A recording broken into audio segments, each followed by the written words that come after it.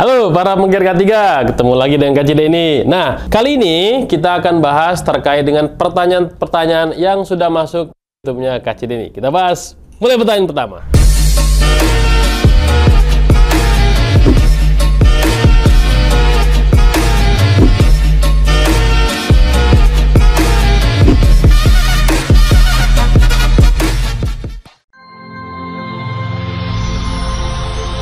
Video ini dipersembahkan oleh Mediatama Academy.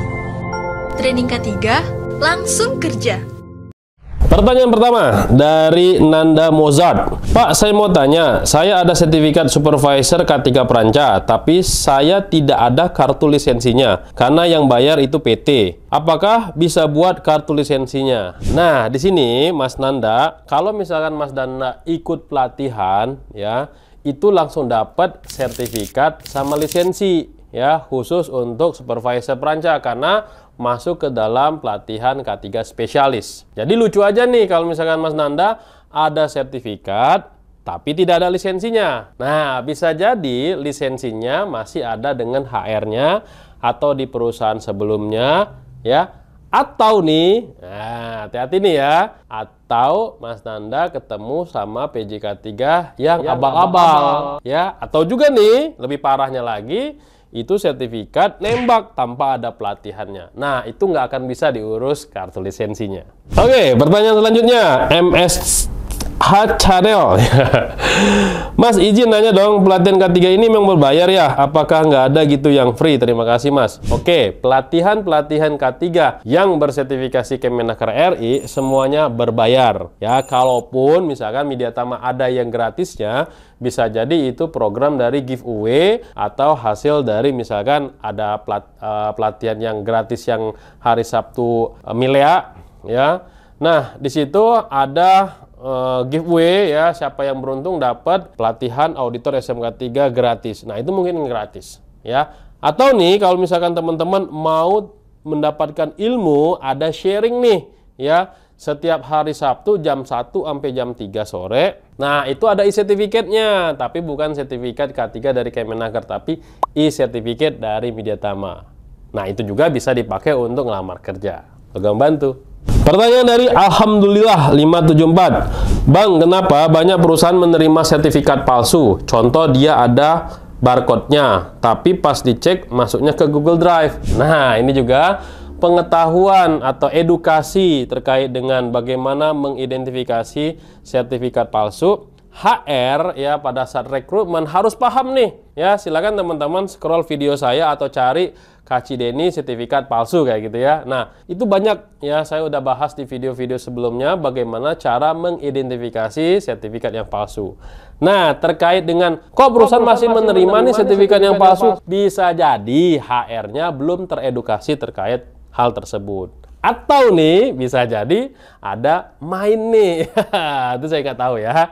No comment. Oke, itu saja. Moga membantu. Pertanyaan dari Muhammad Sulaiman. Pak, mau tanya, jika kita sudah punya sertifikat TKPK 1, apakah bisa dibuat untuk melamar kerja K3? Wah, bisa banget dong. TKPK 1, tenaga kerja pekerjaan di ketinggian level 1, itu banyak dicari untuk pekerjaan-pekerjaan di ketinggian. Contoh nih, misalkan teman-teman bekerja jadi vendor nih untuk terkait dengan cleaning service, membersihkan kaca untuk bergelantungan. Bisa itu satu.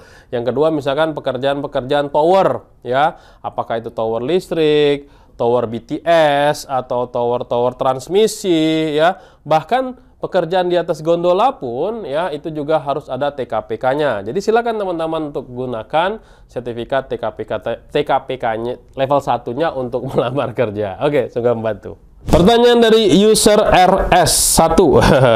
Pak, saya lulusan D4, terus saya belum punya pengalaman di bidangnya. Rencana mau ikut pelatihan K3 buat ngelamar kerja di tambang. Apakah bisa? Mohon penjelasannya. Bisa. Jadi kalau misalkan teman-teman semua lulusan D3 ke atas, minimal D3 ya, teman-teman bisa ikut, ya, pelatihan ahli K3 umum. Ya, khususnya teman-teman yang fresh graduate bisa ikut sertifikasi ahli K3 umum. Tapi ingat, sertifikatnya karena dia belum kerja di perusahaan, masih calon ahli K3 umum. Bisa nggak dipakai ngelamar kerja? Bisa dong. Ngelamar kerja di tambang? Bisa dong. Ya, jadi teman-teman bisa dipakai untuk di bidang manapun untuk ahli K3 umum. Baik itu di pertambangan, minyak, gas bumi, BUMN konstruksi, atau di kontraktor-kontraktor, ya. Itu semua bisa untuk yang bidang ahli K3 umum. Semoga membantu. Oke, dari GPN 7712.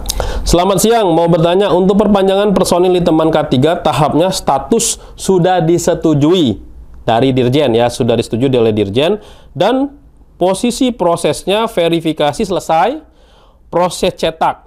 Nah, setelah itu berapa lama SKP-nya selesai dicetak, dan untuk pengambilannya apakah harus Kemenaker Pusat? Mohon petunjuknya. Nah, ini buat teman-teman semua yang mengurus perpanjangan SKP atau lisensi secara mandiri melalui teman K3.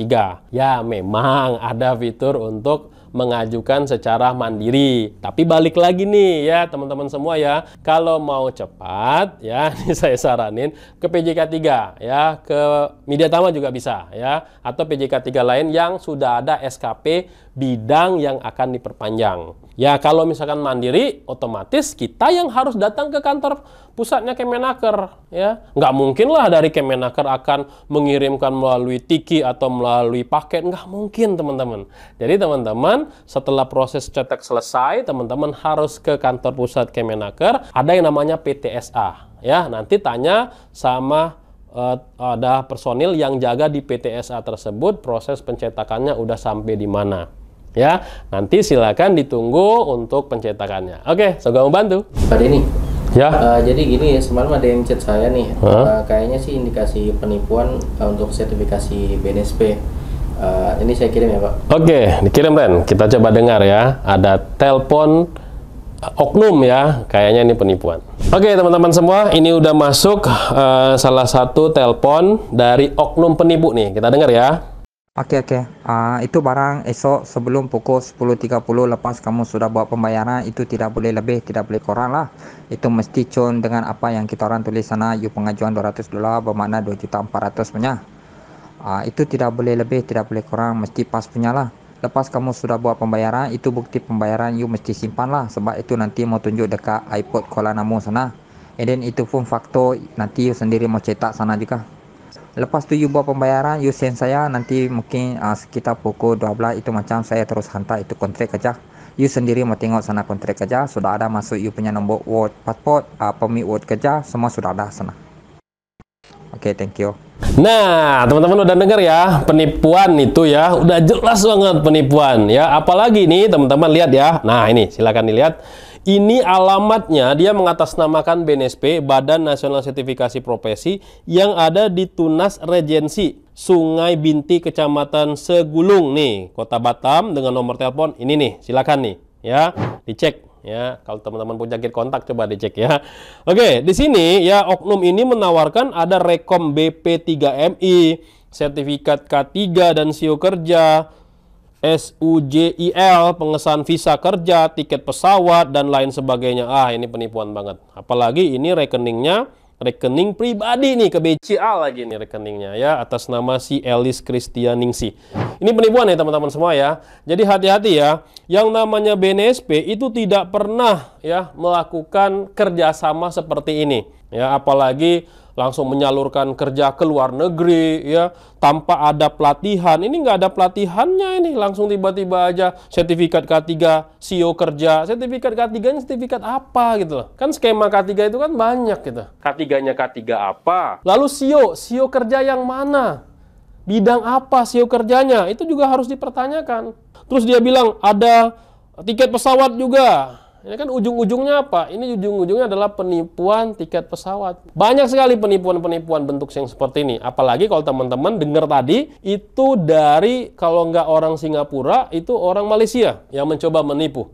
Ya, jadi kalau teman-teman dapat case seperti ini, tidak usah dilayani, langsung diblokir aja. Ya, ini benar-benar penipuan. Atau nih misalkan ada lowongan kerja, kita tidak melamar kerja, tiba-tiba dianggap diterima gitu kan ya. Terus di bagian bawahnya harus menghubungi si A dengan mengikuti maskapai ini.